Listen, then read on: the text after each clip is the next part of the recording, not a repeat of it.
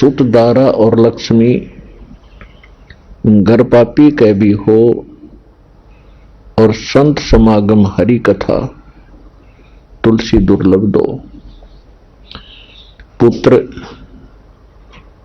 पत्नी, संपत्ति, ये पूर्व के संस्कार से, पूर्व जन्मों के संस्कार से आज कोई घोर अपराधी व्यक्ति है, बिल्कुल कसाई के काम करता है या लूट खसोट करता है, चोरी करता है, डाके मारता है, उसके घर पर भी आपको मिल जाएंगी संतान, पत्नी, संपत्ति, उसके पिछले पूर्व जन्म के संस्कारों से।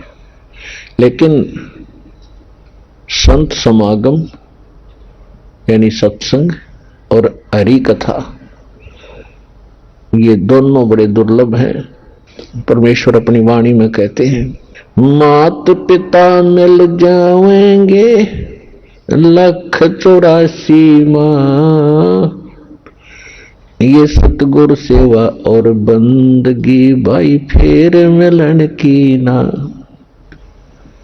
माता पिता आपको प्रत्येक जन्म में मिल जाते हैं। पशु की योनि में पशु के जीवन को आप प्राप्त करते हो, वहां माता पिता, पक्षियों के शरीर में जाते हो, वहां माता पिता मिल जाते हैं। कुत्ते बनते हो, वहां माता पिता, गधे बनते हैं हम, वहां माता पिता, मनुष्य बनते हैं, फिर माता पिता। परमात्मा कहते हैं माता पिता मिल जाएंगे इस 1,84 में, और सतगुरु की सेवा और ये भक्ति भाई फेर मिलन की ना। सत्संग की आधी घड़ी और तप के वर्ष 1000, तो भी बराबर है नहीं यूं कहें कबीर विचार। सत्संग के अंदर आधी घड़ी यानी 20 मिनट, 15 मिनट, 30 मिनट भी इंसान यहां आ जाता है और सत्संग सुन लेता है ध्यान से, उसका जीवन बदल जाता है।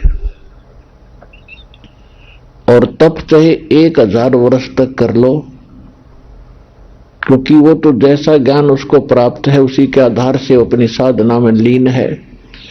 और तप से क्या प्राप्ति होती है? तप से राज्य प्राप्त होता है। तप से राजमदमानम और जन्म तीसरे शुक्र शवानम।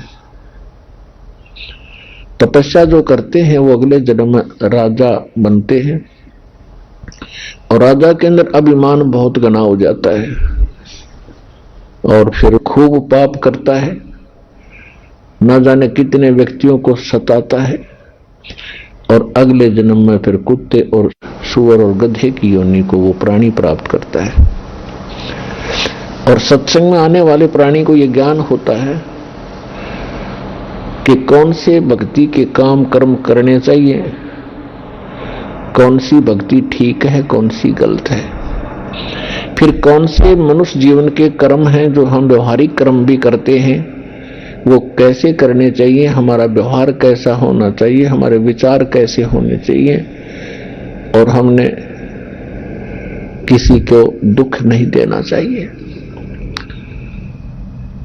सत्संग के अंदर ज्ञान कराया जाता है कि जैसे कर्म आप करोगे वैसा आपको भोगना भी पड़ेगा।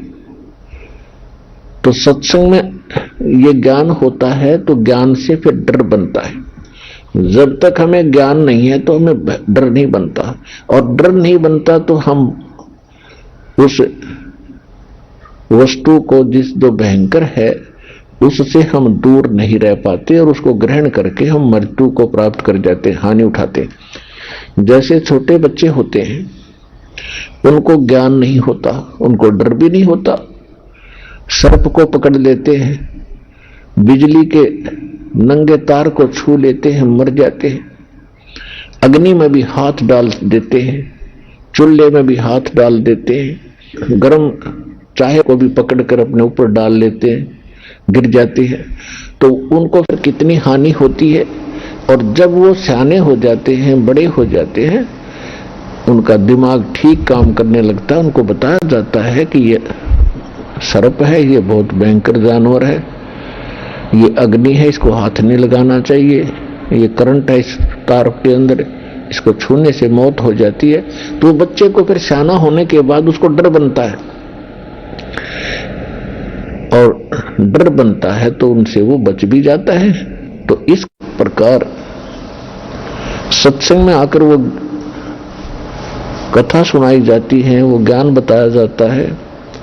जिन कारणों से आप दुखी होते हो और जिन कारणों से सुखी होते हो, वो भी राह बताई जाती है, वो मार्ग बताया जाता है। तो ज्ञान से ही फिर डर बनेगा, डर बनेगा तो बचाव भी बनेगा।